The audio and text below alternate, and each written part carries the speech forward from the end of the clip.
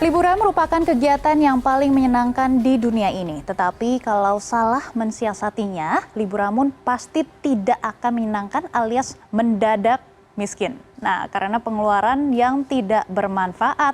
Dan untuk mengatasi hal itu sudah bersambung melalui sambungan Zoom, Andi Nugroho, Perencana Keuangan Advisors Alliance Group Indonesia. Selamat pagi Mas Andi, liburan kemana saja? Halo pagi Mbak Megi, liburan saya mah di Jakarta aja dulu sementara. Di Jakarta dulu sementara ya. Di Oke, Jakarta dulu, iya. iya, kami juga mempunyai data ya dari PT Aviasi Pariwisata Indonesia ataupun InJourney melaporkan orang Indonesia termasuk dalam daftar orang-orang yang kurang piknik nih atau liburan. Nah, mungkin Mas Andi juga masuk ke kategori ini ya. Apakah benar kalau masyarakat Indonesia masuk ke dalam kategori orang-orang yang kurang piknik, yang rata-rata masyarakat Indonesia melakukan piknik atau liburan hanya 2,6 kali dalam setahun? Oke, pertama sih saya pengen tahu dulu gitu, ataupun mungkin sampai saat ini belum ketemu gitu ya, itu parameter ketika dibikin survei tersebut, itu parameternya seperti apa? Apakah harus keluar kota, apakah harus menggunakan moda transportasi tertentu seperti pesawat atau kereta gitu kan? Karena kalau kita baca di Kamus Besar Bahasa Indonesia, sebenarnya arti kata piknik itu kan kita jalan-jalan, kita healing, traveling, keluar kota gitu ya, untuk kita bikin refresh lagi gitu ya, pada intinya gitu. Nah, kalau kata keluar kota kan kalau kita di Jakarta, Bogor udah keluar kota gitu kan. Ataupun misalnya kita ke Bekasi, ke Tangerang itu udah keluar kota. Apakah itu tidak dianggap sebagai piknik? Nah itu makanya mungkin kita perlu luruskan lagi parameter survei tersebut seperti apa gitu. Karena juga buat saya sendiri kalau namanya piknik kan yang penting saya bisa merefresh pikiran saya gitu ya. Saya bisa bikin saya happy lagi, semangat lagi, bahkan tidak perlu keluar kota pun mungkin itu bisa memungkinkan saya untuk refresh gitu ya, untuk saya bisa senang-senang gitu. Jadi mungkin kita perlu luruskan dulu atau cari tahu lagi sebenarnya parameternya ketika survei tersebut dibuat itu seperti apa gitu. Tapi so far menurut saya, karena gini, kalau saya melihat sendiri saat ini bahkan gitu ya, ya banyak orang juga mungkin apalagi kita yang di Jakarta gitu, kita tidak perlu keluar kota pun sebenarnya banyak hal, banyak tempat yang bisa kita tuju untuk kita sekedar piknik gitu ya, untuk sekedar kita merefresh pikiran kita gitu. Jadi Mbak Megi.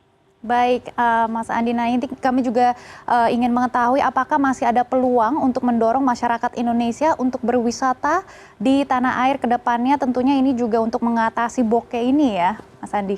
Iya, iya betul. Nah, jadi memang apakah peluang ke depan masih ada? Ada banget gitu ya. Karena kita di Indonesia kan potensi wisatanya sangat besar sekali, sangat luas sekali gitu kan. Potensi alamnya, potensi budayanya gitu kan, kulinernya itu luas sekali, besar sekali. Jadi apakah masih ada potensinya? Masih sangat besar sekali Indonesia. Potensi Indonesia sangat besar, tentunya perjalanan wisata tidak hanya membutuhkan alokasi waktu juga, tapi juga membutuhkan uang ya. Bagaimana sebenarnya Iya perencanaan betul. untuk kita bukan hanya menghabiskan waktu saja dan juga perjalanan wisata, dan tetapi juga kita masih tetap enjoy dalam perjalanan wisata ini dan juga bisa menghemat juga. Iya. Nah, memang sebaiknya ketika kita ingin berwisata, ketika ingin piknik gitu ya, itu kita destinasi wisata mana yang ingin kita tuju itu mengikuti dari budget kita. Ya, saya selalu bilang bahwa ketika kita memiliki penghasilan, itu kita bisa alokasikan 10% dari penghasilan kita untuk kita me time kita lah, healing kita, jalan-jalan kita, gitu ya. Nah, berarti kita akan menuju kemana ya kita tergantung dari budget yang kita miliki, gitu. Nah, misalnya kemudian mau dibalik, wah kalau cuma 10% doang dari penghasilan saya nggak bisa pergi jauh-jauh dong, gitu kan. Kan jalan-jalannya mungkin ke Bali, ke Lombok gitu kan, atau mungkin ke Danau Toba gitu ya, dan itu mungkin budgetnya seharusnya lebih dari 10% dari penghasilan saya. Nah berarti harus kita balik, misal memang seperti itu, destinasinya ataupun budget yang mengikuti destinasi wisata yang ingin saya tuju gitu ya, berarti saya harus menabung, saya harus mengumpulkan uang. Misalnya memang ternyata penghasilan saya dalam sebulan tidak memungkinkan untuk kita jalan-jalan ke tempat wisata yang kita tuju. Mau tidak mau kita harus melakukan nabung dulu dari awal gitu kan.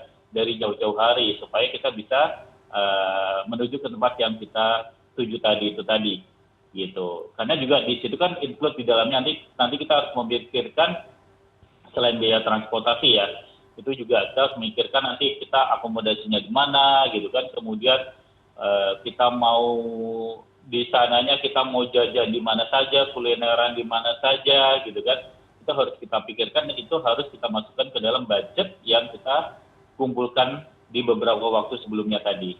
Ya, tadi Anda menyebutkan 10% dari penghasilan. Sebenarnya seberapa besar budget yang pantas dikeluarkan untuk saat berlibur? Ya, seberapa besar budget yang pantas kita keluarkan sebenarnya tidak ada batasannya sih, Mbak, gitu ya. Artinya itu tadi disesuaikan aja. Kembali lagi ke penghasilan kita berapa, gitu ya. Penghasilan kita berapa? Kalau ditanya apakah ada batasannya, sebenarnya tidak ada. Ya batasannya 10% itu tadi aja, gitu kan. Ketika kita mau jalan-jalan, berarti kita ingat aja, 10% berapa misalnya penghasilan saya misalnya 10 juta, berarti 10%-nya udah 1 juta. Itu adalah batas maksimal yang sebaiknya saya habiskan ketika jalan-jalan. Kenapa? Gitu ya. Karena kalau kita lebih besar dari 1 juta rupiah itu tadi, tidak boleh aja. Cuman otomatis ke depannya kemungkinan ada kemungkinannya ada pengeluaran kita lainnya yang harus kita cut, harus kita pending dulu, tidak kita belanjain, tidak kita konsumsi karena uangnya udah habis buat jalan-jalan kemarin, gitu. Sebenarnya tujuannya di situ, kenapa kita membuat batasan 10% itu tadi. Dan sekali lagi memang ini rada dilematis karena setelah sekian lama mungkin kita selama masa pandemi kita nggak jalan-jalan gitu ya, nggak piknik. Sekalinya piknik, saya langsung pingin ke tempat yang jauh gitu, bahkan ke luar negeri.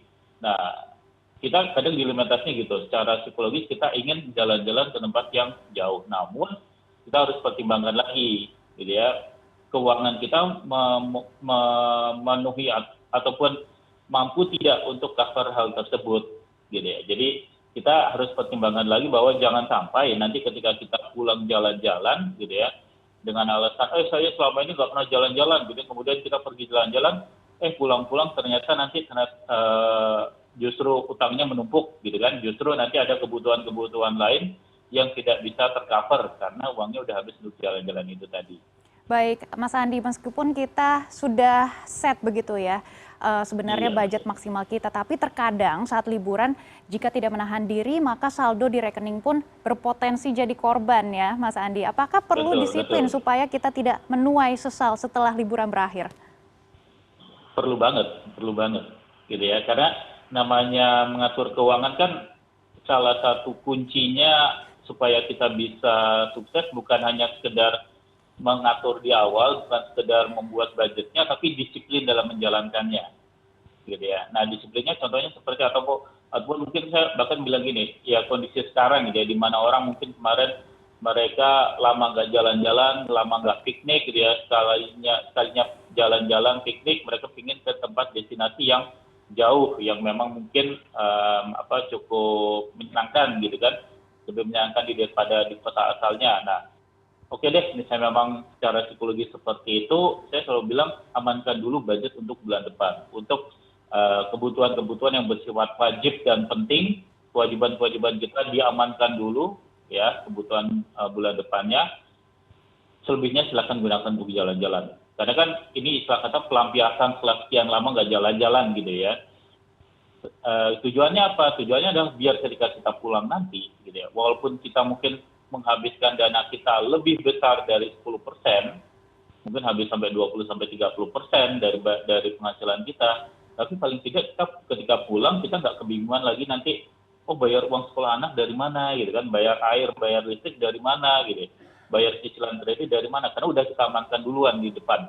Ini untuk antisipasi seandainya kita khilaf, tidak disiplin, selama kita jalan-jalan ternyata kita menghabiskan budget lebih besar daripada 10% ataupun dari yang kita budgetkan sebelumnya.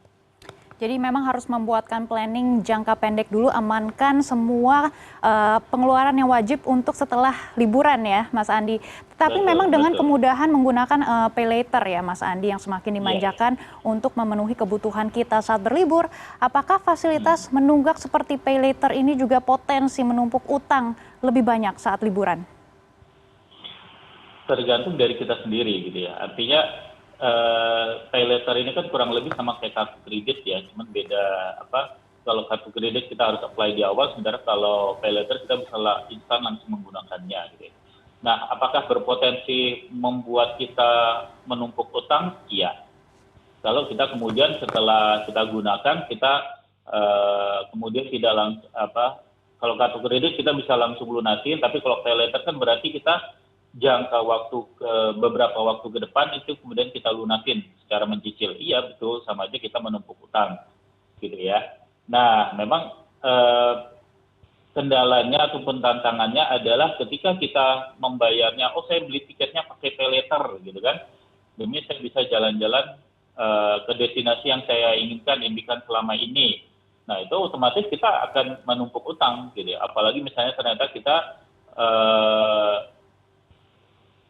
dari penghasilan tersebut, dari pengeluaran tersebut, apa namanya, kemudian ada pengeluaran-pengeluaran lain yang ternyata kita tidak bisa penuhi gitu ya.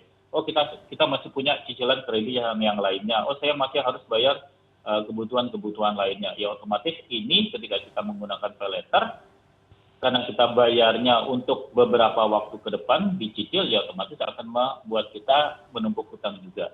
Iya, karena pay later ini memang sangat gampang sekali ya untuk dipencet lalu lihat, wah tiap bulan cicilannya sepertinya kebayar seperti itu ya. Jadi langsung saja semuanya pakai pay later. Nah, ini sangat bahaya sekali ya, apalagi untuk anak-anak muda saat ini. Nah, jika memiliki dana yang lumayan, pasti kita bisa memanjakan diri dengan belanja souvenir ataupun oleh-oleh khas daerah atau negara yang dikunjungi. Apakah pos belanja merupakan pos yang paling berpotensi menguras keuangan kita? Apa saja tips dari Anda? Ya, apakah pos belanja berpotensi menguras keuangan kita? Betul, salah satunya dari pos belanja ini tadi gitu ya. Jadi ketika kita jalan-jalan, kita traveling, itu sebenarnya ada nggak sih pos pengeluaran yang harus kita cermati? Justru belanja selama kita di tempat wisata ya, untuk makan gitu kan, kulineran, untuk kita beli souvenir untuk diri kita sendiri, untuk beli oleh-oleh di tempat asal kita gitu kan, itu menjadi komponen-komponen yang bisa dibilang itu tidak terukur gitu ya. Harus dibajetin di awal, tapi kadang kita kilaf di situ. Kenapa gitu ya? Karena kalau namanya transportasinya, akomodasinya itu kita bisa ukur di depan, bahkan kita bisa bayar di depan gitu kan. Oh, saya udah booking hotelnya, udah ketahuan berapa hari kita di sana, kita udah bayar di awal. Oh, saya untuk travelingnya saya udah booking biro travelnya, udah di awal kita udah bayar gitu ya. Tapi namanya kulineran gitu ya, begitu jalan kemana ngeliat, kayaknya enak, kita jajan gitu ya. Oh, ke jalan kemana, souvenirnya bagus, kita beli. Terus kemudian ketika itu menjadi budget yang benar-benar kita harus disiplin banget. Ya, karena kalau tidak, ya otomatis menjadi titik di mana pembengkakan budget ini terjadi ya, untuk belanja oleh-oleh, untuk belanja makanan gitu kan, belanja souvenir, ini menjadi titik di mana pengeluaran ini menjadi membengkak di situ. Baik, bukan hanya pos-pos tempat belanja saja seperti titik-titik kuliner di daerah ataupun di mancanegara, ini juga menjadi yang kita harus waspadai begitu ya. Jangan sampai kita, wah kuliner-kuliner, wah ternyata semuanya pakai pay later, tapi udah di puncak begitu ya, nanti kita harus bayar hutangnya.